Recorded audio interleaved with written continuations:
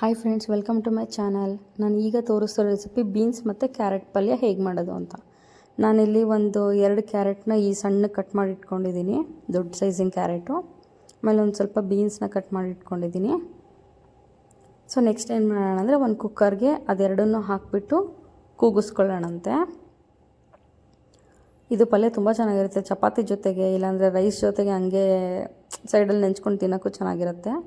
ನೀರು ಜಾಸ್ತಿ ಹಾಕಬೇಡಿ, ಸ್ವಲ್ಪ ಹಾಕಿ ಅಷ್ಟೇ. ಮತ್ತು ಅದು ನೀರು ಚೆಲ್ಲಿದ್ರೆ ಕ್ಯಾರೆಟು ಮತ್ತು ಬೀನ್ಸಿನ ಫ್ಲೇವರ್ ಎಲ್ಲದು ಅದರ ಅಂಶ ಎಲ್ಲ ಹೋಗ್ಬಿಡುತ್ತೆ ನೀರಲ್ಲೇ. ಅದಕ್ಕೆ ಸ್ವಲ್ಪ ನೀರು ಹಾಕಿ, ಆಮೇಲೆ ನಾನು ಉಪ್ಪು ಹಾಕಿ ನೀರು ಹಾಕಿ ಅದನ್ನು ಒಂದು 3 ವಿಷಲ್ ಕೂಗಿಸ್ಕೊತಾ ಇದ್ದೀನಿ.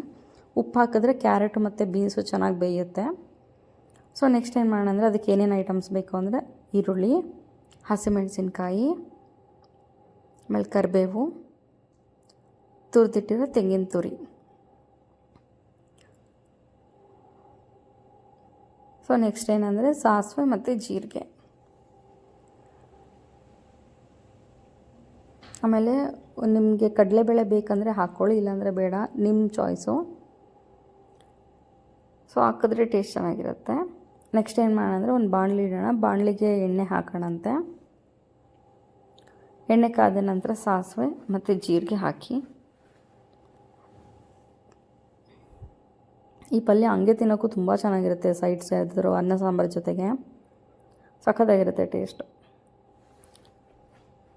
ಸೊ ಜೀರಿಗೆ ಸಾಸಿವೆ ಸಿಡಿದಾದ್ಮೇಲೆ ಕಡಲೆಬೇಳೆ ನಾವೇನು ತೊಗೊಂಡಿರ್ತೀವಲ್ಲ ಅದನ್ನು ಹಾಕಿಬಿಟ್ಟು ಫ್ರೈ ಮಾಡ್ಕೊಳ್ಳೋಣ ಅದನ್ನು.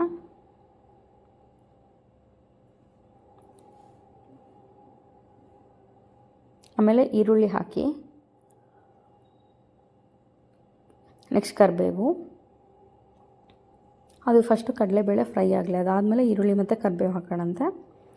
ಇದು ಫ್ರೈ ಆದಮೇಲೆ ನೆಕ್ಸ್ಟ್ ಏನು ಮಾಡ್ತೀನಿ ಅಂದರೆ, ನಾನು ಹಸಿಮೆಣಸಿನ್ಕಾಯಿ ಹಾಕ್ತೀನಿ ಈರುಳ್ಳಿ ಫ್ರೈ ಆಗಿದ್ದಾದಮೇಲೆ.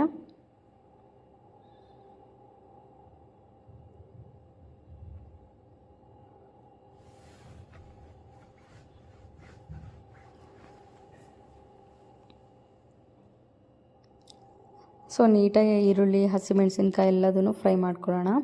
ಅಷ್ಟರೊಳಗೆ ಕುಕ್ಕರಲ್ಲಿ ಬೆಂದ್ಕೊಂಡಿರುತ್ತೆ ಅದು. ಸೊ ನೋಡಿ, ಬೆಂದಿದ್ದಾದಮೇಲೆ ನೀರು ಸಮೇತ ನಾನು ಹಾಕ್ತಾಯಿದ್ದೀನಿ. ಸೊ ನೀರು ಚೆಲ್ಲಿದ್ರೆ ಅದು ಕ್ಯಾರೆಟಿಂದು ಬೀನ್ಸಿಂದು ಎಲ್ಲದ್ರದ್ದು ಅಂಶ ಎಲ್ಲ ಹೋಗ್ಬಿಟ್ಟಿರುತ್ತೆ, ಅದರಲ್ಲಿರೋದು ವಿಟಮಿನ್ಸು ಮಿನರಲ್ಸ್ ಎಲ್ಲನೂ. ಸೊ ನಿಮ್ಗೆ ಇದಕ್ಕೆ ಹಸಿ ಬಟಾಣಿ ಬೇಕಂದರೆ ಹಾಕ್ಕೊಳ್ಳಿ, ಇಲ್ಲ ಅಂದರೆ ಬೇಡ, ನಿಮ್ಮ ಚಾಯ್ಸು. ಸೊ ನೀಟಾಗಿ ಅದು ಸ್ವಲ್ಪ ಉಪ್ಪು ನೋಡ್ಕೊಂಡು ಹಾಕ್ಕೊಳ್ಳಿ, ಯಾಕಂದರೆ ನಾವು ಆಗಲೇ ಇದು ಬೇಯಿಸುವಾಗಲೇ ಹಾಕಿರ್ತೀವಿ ಕ್ಯಾರೆಟು ಮತ್ತು ಬೀನ್ಸ್ನ ಕುಕ್ಕರ್ಗೆ. ಸೊ ಇವಾಗ ನೋಡ್ಕೊಂಡು ಸ್ವಲ್ಪ ಹಾಕ್ಕೊಳ್ಳಿ. ಸೊ ಮೀಡಿಯಮ್ ಫ್ಲೇಮಲ್ಲಿ ಚೆನ್ನಾಗಿ ಕುದಿಸಿ, ಆವಾಗ ನೀರೆಲ್ಲ ಎವಾಪ್ರೇಟ್ ಆಗುತ್ತೆ, ಅಂದರೆ ನೀರೆಲ್ಲ ಆವಿಯಾಗೋಗುತ್ತೆ. ಅಷ್ಟರೊಳಗೆ ಕ್ಯಾರೆಟು ಬೀನ್ಸ್ ಎಲ್ಲ ಇದು ಹಸಿಮೆಣಸಿನ್ಕಾಯಿ ಎಲ್ಲ ಹಾಕಿರ್ತೀವಲ್ಲ, ಅದ್ರ ಖಾರ ಎಲ್ಲ ನೀಟಾಗಿ ಕುಡ್ಕೊಳ್ಳುತ್ತೆ ಅಷ್ಟರೊಳಗೆ. ನೋಡಿ, ನೀರೆಲ್ಲ ಡ್ರೈ ಆಗ್ತಾ ಇದೆ.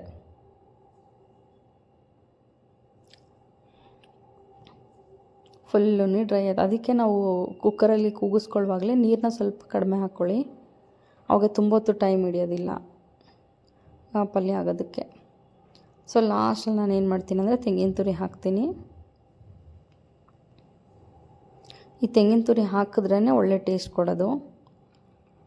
ಸೊ ಕೆಲವ್ರಿಗೆ ಇಷ್ಟ ಆಗಲ್ಲ ಅಂದವ್ರು ಇದನ್ನು ಸ್ಕಿಪ್ ಮಾಡ್ಕೋಬೋದು, ತೆಂಗಿನ ತುರಿನ. ಇದೇನು ಮ್ಯಾಂಡೇಟ್ರಿ ಇಲ್ಲ, ಬಟ್ ಹಾಕಿದ್ರೆ ಮಾತ್ರ ಟೇಸ್ಟ್ ತುಂಬ ಚೆನ್ನಾಗಿರುತ್ತೆ.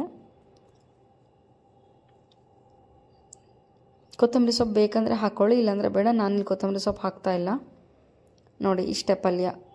ಹಾರ್ಡ್ಲಿ ಒಂದು 15 ಮಿನಿಟ್ಸಲ್ಲಿ ಆಗೋಗ್ಬಿಡುತ್ತೆ. ತುಂಬ ಟೇಸ್ಟಿಯಾಗಿರುತ್ತೆ. ನೀವು ಟ್ರೈ ಮಾಡಿ, ನಿಮ್ಮೆಲ್ರಿಗೂ ಇಷ್ಟ ಆಗುತ್ತೆ. Thank you so much. Thanks for watching my channel. ನನ್ನ ಚಾನಲ್ ಸಬ್ಸ್ಕ್ರೈಬ್ ಮಾಡಿಲ್ಲ ಅಂದರೆ ಈಗಲೇ ಸಬ್ಸ್ಕ್ರೈಬ್ ಮಾಡಿ ಸಪೋರ್ಟ್ ಮಾಡಿ.